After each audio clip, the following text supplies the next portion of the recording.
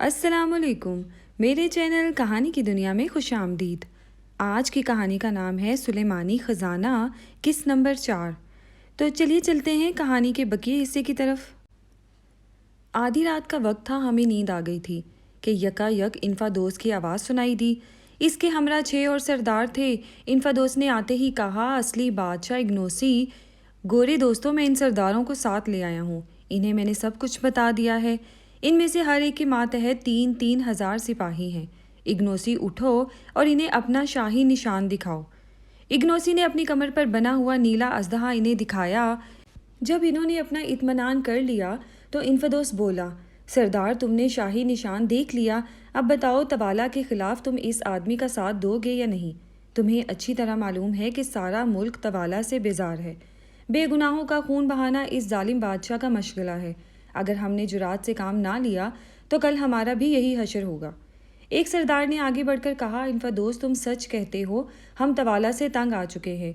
آج رات جو لوگ مارے گئے ان میں میرا بھائی بھی تھا، لیکن یہ معاملہ ایسا ہے کہ ہمیں بہت سوچ سمجھ کر قدم اٹھانا پڑے گا۔ جنگ کوئی کھیل تو ہے نہیں، خدا جانے ہمیں فتح نصیب ہو یا شکست۔ اگنوسی کے جسم پر اژدہا کا نشان بے شک موجود ہے، لیکن ہمارا دل نہیں مانتا۔ کیا پتہ وہ کوئی اور بہروپیہ ہو۔ اگر اگنوسی ہماری حمایت کی خواہش رکھتا ہے تو اسے چاہیے کہ وہ کوئی ایسا معجزہ ہمیں دکھائے کہ ہم اس پر یقین لے آئیں۔ میں نے کہا، کیا نیلے اژدہے کا نشان کافی نہیں؟ سردار نے جواب دیا، اس پر ہم یقین نہیں کر سکتے۔ ہمیں کوئی عجیب و غریب چیز دکھاؤ تو ہم تمہارا ساتھ دیں گے، ورنہ نہیں۔ میں نے پریشان ہو کر سر ہنری اور گڈ کو سارا معاملہ سمجھایا۔ یکا یک گڈ خوش ہو کر بولا، کام بن گیا، ذرا ان سرداروں کو باہر بھیج دو۔ میں نے سرداروں سے کہا، آپ لوگ تھوڑی دیر کے لیے باہر چلے جائیں، ہم مشورہ کر کے آپ کو جواب دیں گے۔ ان کے باہر جاتے ہی گڈ نے اپنی دوائیوں کا ڈبہ کھول کر ایک جنتری نکالی اور پوچھا، کل جون کی 4 تاریخ ہے نا؟ میں نے کہا، ہاں کل 4 جون ہے۔ گڈ بولا، بس ٹھیک ہے، یہ دیکھو جنتری میں لکھا ہے کہ 4 تاریخ کو رات کے 10 بجے پورا چاند گرہن ہوگا اور سارے جنوبی افریقہ میں دکھائی دے گا۔ کوارٹر مین، تم ان 10 سرداروں کو بتا دو کہ ہم کل رات چاند کو بجھا دیں گے، اس سے بڑا عجوبہ اور کیا ہوگا؟ گڈ کی تعویذ نہایت عمدہ تھی، ہمیں صرف ڈر یہ تھا کہ کہیں جنتری غلط نہ ہو، کیونکہ اگر ہمارے کہنے کے مطابق چاند گرہن نہ ہوا تو ہمارا پورا منصوبہ خاک میں مل جائے گا۔ لیکن گڈ نے کہا کہ جنتری غلط نہیں ہو سکتی۔ میں نے سرداروں کو بلایا اور ان سے کہا، تم لوگ کہتے ہو کہ کوئی ہمیں عجوبہ دکھاؤ تو ہم تمہارا ساتھ دیں گے۔ اطمینان رکھو، ہم تمہیں بہت سی عجیب چیز دکھائیں گے۔ یہ کہہ کر میں انہیں باہر لے گیا اور ڈوبتے چاند کی طرف اشارہ کر کے بولا، تمہیں افق پر کیا نظر آ رہا ہے؟ انہوں نے جواب دیا، ڈوبتا ہوا چاند۔ میں نے کہا، اچھا یہ بتاؤ، کیا کوئی آدمی چاند کو جب وہ بیچ آسمان کے چمک رہا ہو بجھا سکتا ہے؟ سرداروں نے ہنس کر جواب دیا، چاند کو کون بجھا سکتا ہے بھلا؟ میں نے کہا، خیر، میں تمہیں یہ بتانا چاہتا ہوں کہ کل آدھی رات سے 2 گھنٹے پہلے ہم چاند کو گل کر دیں گے، دنیا میں اندھیرا چھا جائے گا، اور یہ اس بات کی علامت ہوگی کہ اگنوسی ہی سچ مچ کا کلکوانوں کا بادشاہ ہے۔ سرداروں نے کہا، اگر ہم نے یہ معجزہ دکھا دیا تو وہ ان کے سپاہی ہمارے ساتھ دیں گے۔ جب وہ چلے گئے تو انفادوس نے کہا، کل رات لڑکیوں کا ناچ ہوگا اور ہمارے ملک کا دستور ہے کہ جو لڑکی بادشاہ کو سب سے زیادہ پسند آتی ہے اسے ان 3 پہاڑوں کے دیوتاؤں کی بھیڑ چڑھا دیا جاتا ہے جو شمال میں واقع ہے۔ اگر آپ لوگوں نے واقعی چاند کو بجھا دیا تو اس بے گناہ لڑکی کی جان بھی بچ جائے گی۔ سر ہنری نے پوچھا، تمہارے خیال میں لڑائی کب ہونی چاہیے؟ انفادوس نے جواب دیا، اگر آپ چاند بجھانے میں کامیاب رہے تو لڑائی شروع ہوتے ہی دیر نہیں لگے گی۔ آپ نے تو آتے ہوئے شہر سے باہر چمٹے کی شکل کی پہاڑی دیکھی ہوگی۔ میرے تمام فوج وہیں ہے اور میں کوشش کروں گا کہ ان سرداروں کی فوج بھی وہیں پہنچ جائے جو ہمارا ساتھ دینے کو تیار ہیں۔ اب آپ جائیں اور آپ اپنا کام کریں۔ یہ کہہ کر انفادوس تو رخصت ہوا اور ہم ایسے گھوڑے بیچ کر سوئے کہ دن چڑھے اٹھے۔ وہ دن ہم نے سیر سپاٹے اور گپ شپ میں گزارا، مگر ہمیں یہ فکر لگی ہوئی تھی کہ چاند کو گرہن نہ لگا تو کیا ہوگا۔ جب سورج ڈوبا تو ہم نے کھانے پینے سے فارغ ہو کر بلاوے کا انتظار کرنے لگے۔ ہم نے اپنے لباس کے نیچے زرعی پہن لی اور پستولوں کے علاوہ رائفلیں بھی لے لیں۔ کوئی 8:30 بجے توالا کی طرف سے ہمیں پیغام آیا، لڑکیوں کا ناچ شروع ہونے والا تھا۔ توالا کے ڈیرے کے سامنے میدان میں آج سپاہیوں کی جگہ سینکڑوں لڑکیاں جمع تھیں جنہوں نے پھولوں کے ہار پہن رکھے تھے۔ بیچ میدان میں توالا اور سرچراغا بیٹھے تھے۔ और गोगाल तवाला के कदमों में बैठी कुछ बड़बड़ा रही थी। इन्फादोस और कई दूसरे सरदार पीछे खड़े थे। इनमें वो सरदार भी थे जिनसे हमारी बातचीत हुई थी। तवाला कुछ खुश नज़र आ रहा था और हंसकर कहने लगा, आओ सितारे वालों, आज का नाच तुम्हें पसंद आएगा। यूं तो कल का तमाशा बहुत अच्छा था, मगर न जाने क्यों तुमने इसकी दाद ना दी। खून बहाने में जो मज़ा आता है वो नाच गाने में कहाँ। ये कहकर तवाला ने एक कहका लगाया। फिर इसकी नज़र इग्नोसी पर पड़ी तो कहने लगा, शुक्र कर कि तू सितारे से आया है, वरना आज तेरी लाश को कुत्ते और गिद्ध खा रहे होते। गागोल, जिस आदमी पर उंगली रख दे वो कभी जिंदा नहीं बचता। तू बड़ा सख्त जान है कि अभी तक इस दुनिया में मौजूद है। इग्नोसी ने जवाब दिया, मेरी जान लेना कोई हंसी ठट्ठा नहीं है। तुम्हारे जैसे कई मैंने तिक्का बोटी करके चील कव्वों को खिला दिए हैं। ये सख्त जवाब सुनकर तवाला भुना उठा और चीख कर बोला, चुप रह मरदूद, ज़्यादा बकवास की तो ज़ुबान खिंचवा दूंगा। ऐसा लगता था कि इस झगड़े की वजह से नाच गाना सब धरे का धरा रह जाएगा। हम बहुत परेशान हो रहे थे, मगर तवाला न जाने क्या सोचकर गुस्सा पी गया और कहने लगा, नाच शुरू किया जाए। ढोलक पर थाप पड़ी और बांसुरी बजने लगी। लड़कियों ने छोटी छोटी टोलियों में नाचना और गाना शुरू किया।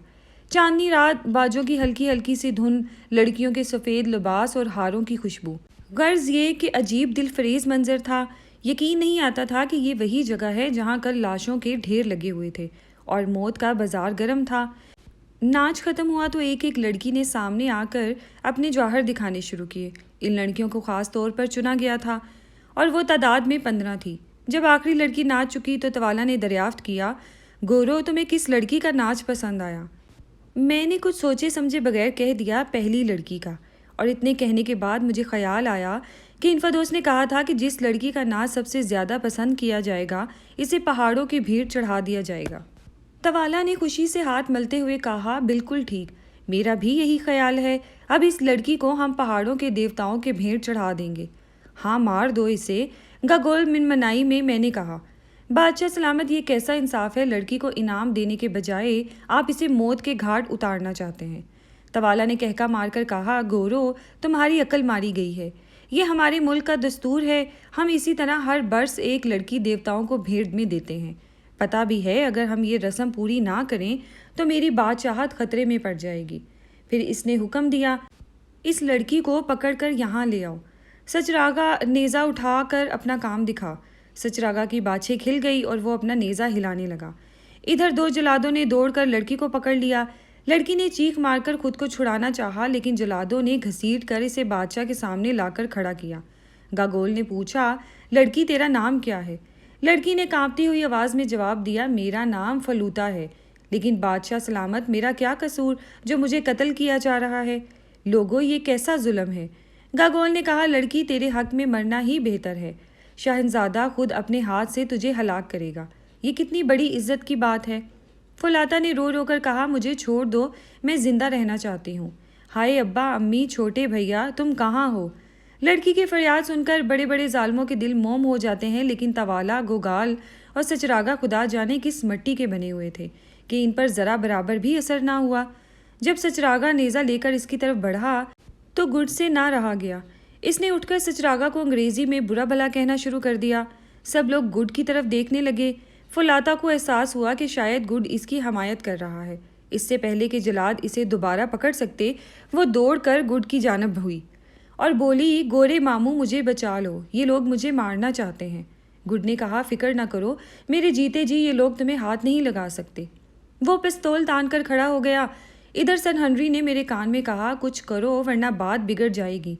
मैंने जवाब दिया, मैं खासी देर से ग्रहण के इंतज़ार में चांद को देख रहा हूँ, मगर इसके कोई आसार ही नज़र नहीं आ रहे। सन हनरी बोले, तुम्हें कुछ करना ही पड़ेगा वरना ये लोग इस लड़की को मार डालेंगे। आखिर में दिल बड़ा कर उठा और सचरागा को रोकने का इशारा करके तवाला से बोला, तवाला, ये नहीं हो सकता, इस लड़की को जाने दो।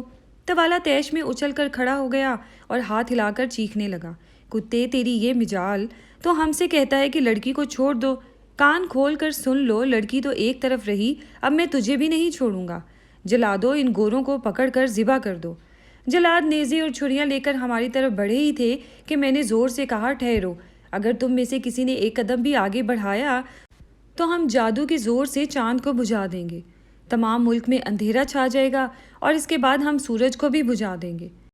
میں نے یہ دھمکی دے تو دی مگر ڈر کے مارے خود میری جان نکلی جا رہی تھی۔ گگول نے اس کی طرف کہکا لگایا جیسے کوئی بطخ بول رہی ہو اور کہا، گورا آخر سفید جھوٹ بولے گا۔ وارے مکار کہتا ہے چاند بجھا دوں گا۔ اگر تو واقعی چاند بجھا کر دکھا دے تو ہم لڑکی کی جان بخش دیں گے، اور اگر تو ناکام رہا تو تیری بھی خیر نہیں، بڑا آیا چاند بجھانے والا۔ میں نے دوبارہ آسمان کی طرف نظر کی اور یہ دیکھ کر میرا دل باغ باغ ہو گیا کہ چاند کا کنارہ ذرا سا گہنا چکا تھا۔ میں نے زور زور سے انگریزی کی نظمیں پڑھنی شروع کر دی تاکہ کوکوان سمجھے کہ میں کوئی منتر پڑھ رہا ہوں۔ سر ہنری اور گڈ بھی جو ان کے منہ میں آیا بڑبڑانے لگے۔ آہستہ آہستہ چاند پر سایہ بڑھتا گیا، لوگوں میں دہشت پھیل گئی۔ ایک دو آدمی چیخے مارتے ہوئے بھاگ نکلے۔ توالا کا رنگ فک ہو چکا تھا۔ میں نے روبدار لہجے میں کولکوانوں کو ڈانٹا، اب تمہیں ہوش آیا؟ تم نے دیکھ لیا کہ ہمارا جادو کتنا زبردست ہے۔ واہ بڑھیا، گگول کدھر گئی جو ہمارا مذاق اڑا رہی تھی؟ بدبختوں، ہم تمہارے ملک کو اجاڑ دیں گے۔ ادھر گڈ جیسے پتہ نہیں کتنی زبانیں آتی تھی بربرا کر کوئی منتر پڑھ رہا تھا۔ منتر کیا تھا؟ روسی، انگریزی، فرانسی اور چینی پرتگالی زبان کے جملوں کو ایک بے معنی مسلسل سے پڑھ رہا تھا۔ سب لوگوں کی نظریں چاند پر جمی ہوئی تھی جو تاریخ سے تاریخ تر ہوتا چلا جا رہا تھا۔ اندھیرا اتنا بڑھ گیا تھا کہ پاس کھڑے آدمیوں کے چہرے نظر نہیں آتے تھے۔ ہر طرف خاموشی چھائی ہوئی تھی۔ گڈ بھی اپنا جھوٹ موٹ کا منتر ختم کر چکا تھا۔ یکا یک سچراگا نے چیخ کر کہا، چاند دم توڑ رہا ہے، گورے جادوگروں نے اسے مار ڈالا، ہم لوگ اب کیا کریں گے؟ یہ کہہ کر اس نے پورے زور سے سن ہنری کے سینے پر نیزہ مارا۔ اسے پتہ نہ تھا کہ سن ہنری نے اپنے لباس کے نیچے لوہے کی زرہ پہن رکھی ہے۔ نیزہ ذرا سے ٹکرا کر رک گیا۔ سن ہنری نے فوراً جھٹکا دے کر اسے نیزہ چھین لیا اور اس زور سے وار کیا کہ سچراگا دھڑم سے نیچے گرا اور مر گیا۔ نیزہ اس کے سینے کے آر پار ہو گیا تھا۔ عین اسی وقت گرہن پورا ہو گیا اور ایسی تاریکی چھائی کہ ہاتھ کو ہاتھ سجھائی نہ دیتا۔ تمام لڑکیاں خوف کے ماری چیختی چلاتی ادھر ادھر بھاگنے لگی اور توالا، گوگال اور جلاد بھی باغ کے ڈیرے میں جا گھسے۔ ذرا سی دیر میں ایسے لمبے چوڑے میدان میں فالوتا، اگنوسی، انفادوس اور ان کے سرداروں کے سوا جنہوں نے ہمارا ساتھ دینے کا وعدہ کیا تھا کوئی نہ رہا۔ میں نے کہا، سردار، تم جو دیکھنا چاہتے تھے وہ ہم نے تمہیں دکھا دیا۔ اب آؤ اس اندھیرے سے فائدہ اٹھا کر یہاں سے بھاگ چلیں۔ ہمیں اپنے فوجوں کے پاس پہنچ جانا چاہیے۔ ہمارے جادو کا اثر گھنٹہ ڈیڑھ گھنٹے تک اور رہے گا اور پھر چاند صاف ہو جائے گا۔ میری بات سے سب نے اتفاق کیا اور ہم وہاں سے اس پہاڑی کی طرف روانہ ہو گئے جہاں انفادوس کی فوج نے پڑاؤ ڈال رکھا تھا۔ فولاتا بھی ہمارے ساتھ تھی۔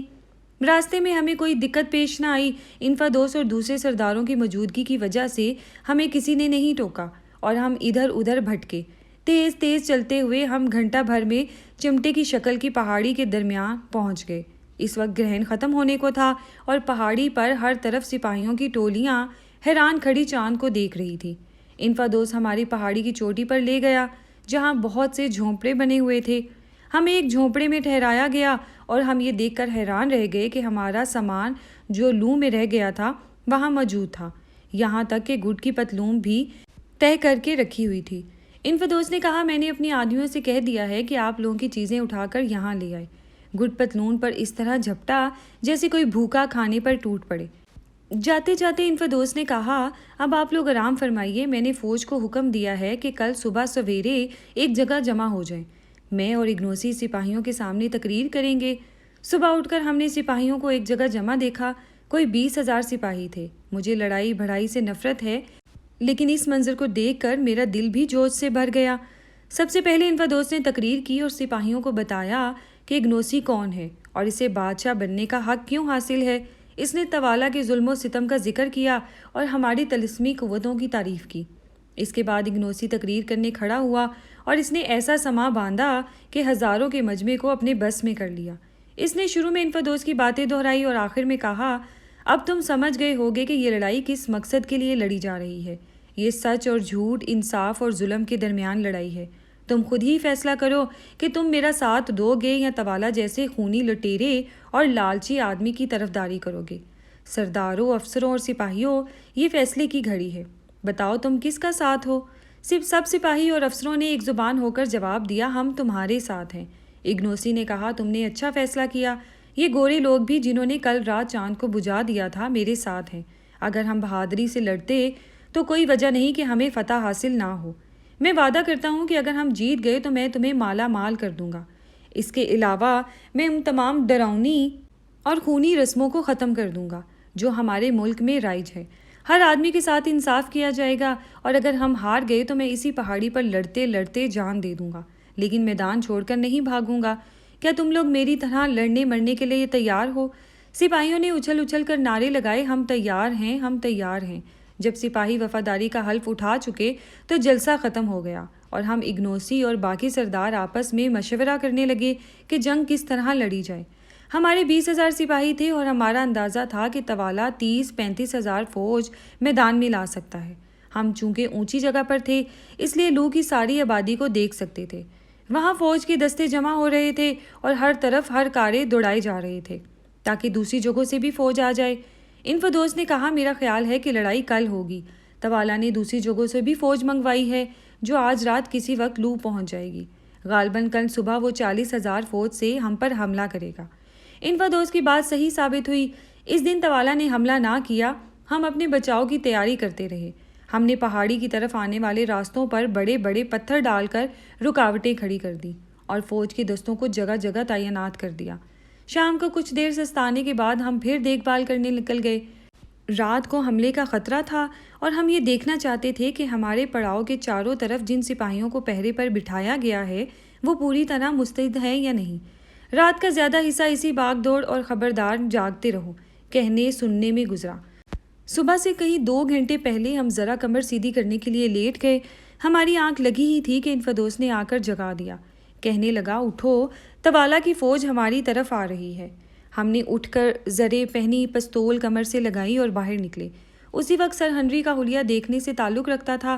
ایک ہاتھ میں ڈھال، دوسرے میں کلہاڑا، زرے کے اوپر چیتے کی کھال کی جیکٹ، کمر میں خنجر اور پستول لگے ہوئے، اور سر پر شتر مرغ کے کالے پروں کی کلی۔ وہ عین مین کوئی کلکوان سردار معلوم ہو رہا تھا۔ لو سے باہر نکل کر توالا کی فوج 30 حصوں میں بٹ گئی، ہر حصے میں کوئی 12,000 آدمی ہوں گے۔ انفدوس نے کہا، یہ ہم پر 3 طرف سے حملہ کریں گے۔ یہ کوئی اچھی خبر نہ تھی، ہمیں اپنی فوج 3 طرف پھیلانی پڑی۔ چوتھی سمت کی ہمیں فکر نہ تھی، کیونکہ ادھر ڈھلان اتنا سیدھا تھا کہ دیوار بن گیا تھا، اور اس پر چڑھنا بہت مشکل تھا۔ دائیں بائیں بھی ہماری فوجی اونچی اونچی جگہوں پر تھی، اور ان تک پہنچنا آسان نہ تھا۔ البتہ بیچ میں میدان خاصی دور تک پھیلا ہوا تھا، اور ہمارے پاس اپنا بچاؤ کرنے کی جگہ کم تھی۔ یہ بھی خطرہ تھا کہ ادھر اگر پیچھے ہٹنا پڑا تو دشمن ہمارے دائیں اور بائیں بازو کی فوج پر پیچھے سے بھی حملہ نہ کر دے۔ جب تینوں حصے اپنی اپنی جگہ پر پہنچ گئے تو حملہ شروع ہوا۔ باقی 2 طرف کا منظر تو ہم نہیں دیکھ سکتے تھے، البتہ بیچ کا مورچہ جہاں ہم کھڑے تھے ہماری نظر کے سامنے تھا۔ اشارہ پاتے ہی دشمن کی صفوں نے آہستہ آہستہ ہماری طرف بڑھنا شروع کر دیا۔ انہیں ڈھلان چڑھ کر ہم پر حملہ کرنا تھا، اس لیے وہ بھاگ کر دوڑ کر خود کو تھکانا نہیں چاہتے تھے۔ جب وہ ہماری رائفلوں کی زد میں آ گئے تو ہم نے خوب فائر کیے اور 15-20 آدمیوں کو مار گرایا، لیکن جہاں ہزاروں کا سامنا ہو وہاں 4 رائفلوں سے کیا ہو سکتا تھا۔ ذرا سی دیر میں وہ ہماری پہلی صف سے ٹکرا گئے۔ اب رائفل چلانے کی کوئی تک ہی نہ تھی، کیونکہ اس طرح ہمارے آدمیوں کے مرنے کا بھی خطرہ تھا۔ نیزوں کا سپاہیوں سے ٹکرانے اور ہلڑ مچانے سے میدان اور پہاڑی گونج اٹھی۔ دشمن کے سپاہی ہو توالا اور ہمارے سپاہی اگنوسی کے نعرے لگا رہے تھے۔ ذرا سی دیر میں پتھریلی زمین خون سے سرخ ہو گئی۔ ہمارے سپاہیوں نے بڑی جی داری سے مقابلہ کیا، لیکن دشمن کی تعداد اتنی زیادہ تھی کہ ہمیں مجبور ہو کر پیچھے ہٹنا پڑا۔ پہلی صف کے سپاہی پیچھے ہٹ کر دوسری صف میں آ ملے جو 50 گز کے فاصلے پر تھی۔ دیکھتے ہی دیکھتے دشمن طوفان کی طرح دوسری صف پر بھی ٹوٹ پڑا۔ یہاں بھی بڑی خون خیری ریزی ہوئی، اور آخر ہمارے بچے کچے سپاہیوں کو ہٹ کر تیسری صف میں آنا پڑا تو سب سے مضبوط تھی۔ حالت خاصی نازک تھی، لیکن اب دشمن کے سپاہیوں پر بھی پہلا سا دم خم نہ رہا تھا۔ وہ بہت بڑی تعداد میں زخمی یا ہلاک ہو چکے تھے۔ انہوں نے تیسری صف سے ٹکر تو لے لی، مگر اسے توڑنے میں کامیاب نہ ہو سکے۔ لڑائی اب ہمارے بالکل پاس ہو رہی تھی۔ نیزے، خنجر اور کلہاڑے چل رہے تھے۔ سپاہی کٹ کٹ کر گر رہے تھے۔ زخمیوں کی ہائے ہائے اور لڑنے والوں کے نعروں سے کان پڑی آواز سنائی نہ دیتی تھی۔ یکایک سن ہنری کو جوش آ گیا اور وہ کلہاڑا لے کر میدان میں کود پڑے۔ انہیں لڑتے دیکھ کر ہمارے سپاہیوں نے نعرہ مارا، ہمارا سنہرا ہاتھی آ گیا۔ انہوں نے زور کی جوابی حملہ کیا کہ دشمن کے پاؤں اکھڑ گئے اور ہمیں انہیں دھکیلتے ہوئے خاصے آگے جا پہنچے۔ ہمارے سپاہی سر ہنری کو ان کے سنہرے بالوں اور پہلوانی جسم کی وجہ سے سنہرا ہاتھی کہتے تھے۔ اسی وقت ایک ہرکارا دوڑا ہوا آیا اور معلوم ہوا کہ بائیں مورچے پر بھی دشمن کے پیچھے دھکیل دیا گیا ہے۔ یہ سن کر میں اور گڈ خوش ہوئے، لیکن اچانک دائیں جانب زبردست شور ہوا اور ہمارے سپاہی پیچھے ہٹتے اور دشمن کے آدمی پہاڑی پر چڑھتے نظر آئے۔ اگنوسی نے فوراً انفادوس کی سفید ڈھالوں والی فوج کو، جسے ایسے ہی موقع کے لیے پیچھے بٹھا رکھا تھا، دائیں مورچے والوں کی مدد کو جانے کا حکم دیا۔ بدقسمتی سے میں اور گڈ ان کے سامنے کھڑے تھے۔ وہ جو اچانک اٹھ کر دوڑے تو ہم دونوں بھی ریلے میں آ کر دائیں مورچے کی طرف کھنچے چلے گئے۔ میرا لڑائی میں حصہ لینے کا کوئی ارادہ نہ تھا، لیکن اب بچنے کی کوئی صورت نہ تھی۔ میرے چاروں طرف ڈھالوں سے ڈھالیں ٹکرا رہی تھی اور نیزے پھینکے جا رہے تھے۔ میں ہکا بکا کھڑا ادھر ادھر دیکھ رہا تھا کہ دشمن کا ایک ہٹا کٹا 6 فٹ کا جوان خون میں بھیگا ہوا نیزہ ہلاتے ہوئے میری طرف جھپٹا۔ مجھے اور تو کچھ سوجا نہیں، ایک دم زمین پر لیٹ گیا۔ وہ اتنی تیزی سے میری طرف جھپٹا تھا کہ رک نہ سکا اور مجھ سے ٹکرا کر آگے جا گرا۔ میں نے فوراً پستول سے اس کا کام تمام کر دیا۔ اسی وقت میرے سر پر کوئی چیز زور سے لگی اور میں بے ہوش ہو گیا۔ جب مجھے ہوش آیا تو کیا دیکھتا ہوں کہ گڈ پاس بیٹھا میرے منہ پر پانی کے چھینٹے دے رہا ہے۔ میں نے آنکھیں کھولی تو وہ بولا، کیا حال ہے؟ میں اٹھ بیٹھا اور بولا، معلوم تو ٹھیک ہوتا ہے۔ گڈ نے کہا، جب میں نے دیکھا کہ سپاہی تمہیں اٹھا کر لا رہے ہیں تو میرا دل دھک دھک سے رہ گیا۔ میں نے سوچا کہ لو، اپنا یار تو اللہ کو پیارا ہوا۔ مجھے کس نے مارا تھا اور لڑائی کا کیا انجام ہوا؟ میں نے پوچھا۔ گڈ بولا، تمہارے سر پر کسی نے ڈھال مار دی تھی۔ لڑائی کا یہ حال ہے کہ ہم نے دشمن کو حملہ پسپا کر دیا، مگر ہر طرف کشتوں کے پشتے لگے ہوئے ہیں۔ ہمارے کوئی 2000 دشمن کے 3000 آدمی ہلاک اور زخمی ہوئے ہیں۔ وہ دیکھو، تینوں طرف سے ہمارے سپاہی 4 کی ٹولیاں بنائی اپنی زخمی ساتھیوں کو اٹھا اٹھا کر لا رہے ہیں۔ پہاڑی کی چوٹی پر زخمیوں کے سوا کچھ نظر نہ آتا تھا۔ میں اور گڈ سن ہنری اور اگنوسی کی تلاش میں نکلے۔ وہ ایک کونے میں کھڑے انفادوس اور دوسرے سرداروں سے صلاح مشورہ کر رہے تھے۔ مجھے آتا دیکھ کر سر ہنری نے کہا، شکر ہے تم آ گئے۔ میری سمجھ میں نہیں آ رہا تھا کہ اگنوسی کیا کہہ رہا ہے۔ تم ذرا پوچھ کر مجھے بتاؤ۔ اس وقت حال یہ تھا کہ ہم دشمن کا حملہ ہر طرف سے پسپا کر چکے ہیں، مگر توالا کے پاس ابھی کافی فوج ہے اور شاید اس کا ارادہ یہ ہے کہ ہم چاروں طرف سے گھیر کر بیٹھ جائیں۔ معاملہ گڑبڑ ہے، میں نے کہا۔ سر ہنری نے کہا، ہاں، ہم بڑی مشکل میں پھنس گئے ہیں۔ پہاڑی پر پینے کا پانی ختم ہو چلا ہے۔ انفادوس بولا، پانی ہی نہیں، ہمارے پاس کھانے کو بھی کچھ نہیں ہے۔ شام تک بھوک پیاس سے برا حال ہو جائے گا۔ توالا صبح ہمیں آزما کر دیکھ چکا ہے، اب وہ دوبارہ ہم پر حملہ نہیں کرے گا۔ اس کے بجائے وہ ہمارے گود گھیرا ڈال کر بیٹھ رہے گا۔ آج کا دن تو خیر جیسے تیسے کر کر کے کٹ جائے گا، کل ہم یہاں کیا کریں گے؟ میرے خیال میں اب لڑنے کے سوا کوئی چارہ نہیں۔ تمہاری کیا رائے ہے؟ میں نے سن ہنری اور گڈ سے صلاح کرنے کے بعد جواب دیا، ہماری رائے میں ہمیں آج ہی ابھی اپنا حملہ کرنا چاہیے۔ کل تک ہمارے سپاہی بھوک اور پیاس سے نڈال ہو چکے ہوں گے۔ ہم اگر یہ جنگ جیت سکتے ہیں تو صرف آج کے دن۔ انفادوس اور دوسرے سرداروں نے بھی میری رائے کو پسند کیا۔ انفادوس نے کہا، آخری فیصلہ اگنوسی کا ہے، جو بادشاہ کی رائے وہی ہماری۔ اگنوسی کچھ دیر سر جھکائے سوچتا رہا، پھر اس نے کہا، اب دوپہر ہو گئی ہے اور میں چاہتا ہوں کہ سپاہیوں کو کچھ دیر سستانے کا موقع دیا جائے۔ اس عرصے میں وہ کچھ کھا پی بھی لیں گے۔ ہمارے پاس زیادہ نہیں تو ایک وقت کا کھانا ضرور ہے۔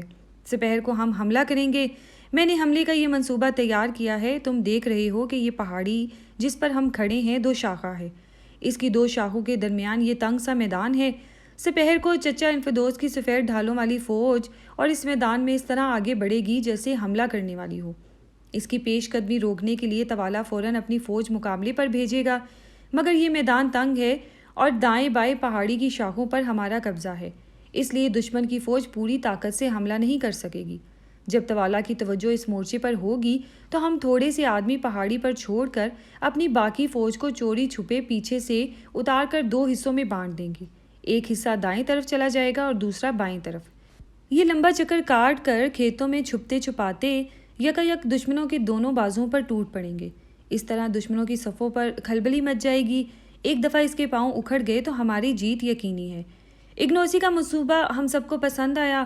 اب فیصلہ یہ کہ سن ہنری انفادوس کی فوج کے ساتھ بیچ والے مورچے پر ہی رہیں گے اور میں اور اگنوسی کے ساتھ پہاڑی کے پیچھے سے اتر کر بائیں طرف جائیں گے۔ گڈ کو دائیں طرف جانے والی فوج کے ساتھ رہنا پڑے گا۔ دوپہر کا سورج چمک رہا تھا، سپاہی سستا رہے تھے۔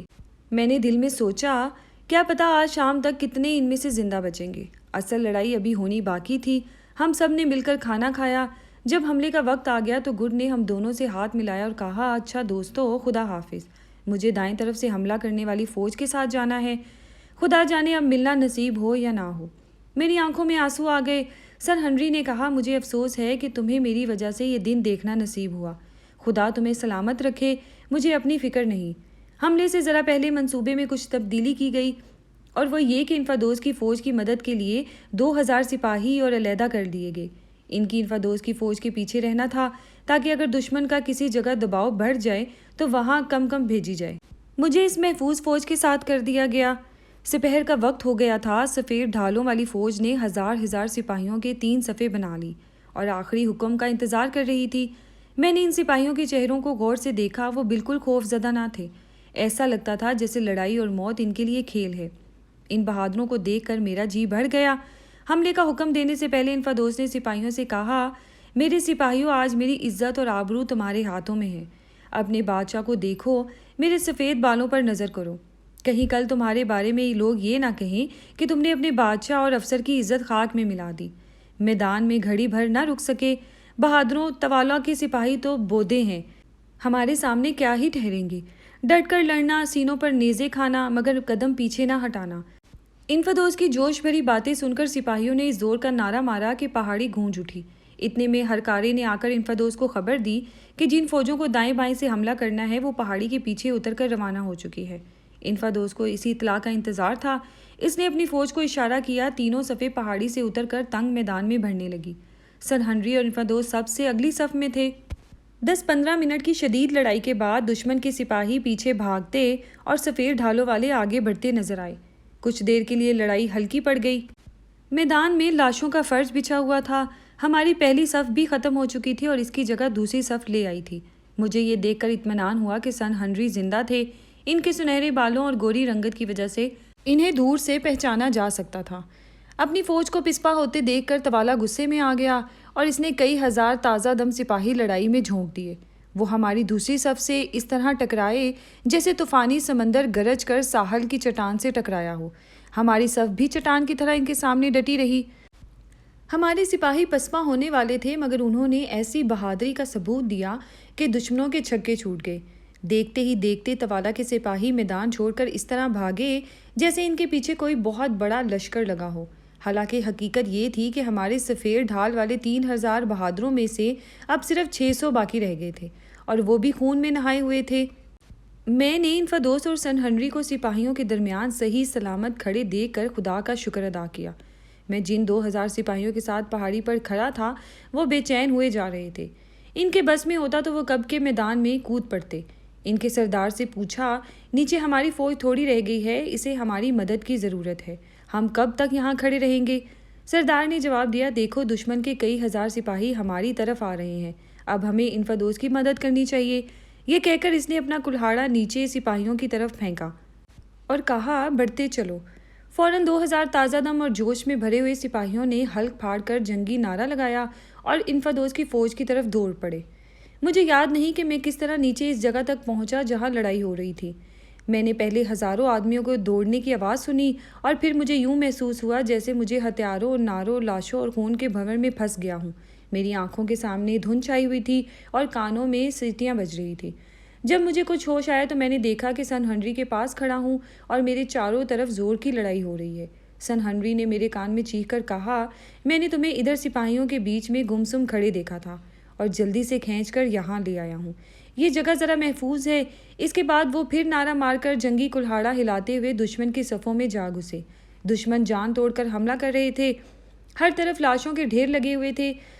اتنے میں توالا کے آنے کا شور ہوا اور چند لمحے بعد کانا بادشاہ سپاہیوں کو سامنے سے ہٹاتا ہوا سر ہنری کے سامنے آ کھڑا ہوا اور بولا، گورے جادوگر، تو نے میرے بیٹے کو مار ڈالا، ذرا میرے مقابلے میں تو آ، میں تیری تکہ بوٹی کر ڈالوں گا۔ اس نے پہلے ایک خنجر پھینک کر مارا جسے سن ہنری نے ڈھال پر روک لیا۔ پھر اس نے اچھل کر کلہاڑے کا ایسا زبردست وار کیا کہ اگر سن ہنری اسے ڈھال پر نہ روک لیتے تو ان کے سر کے 2 ٹکڑے ہو جاتے۔ سن ہنری سنبھل کر توالا پر وار کرنے کی کوشش کر ہی رہے تھے کہ دشمن کی فوج میں بھگدڑ مچ گئی۔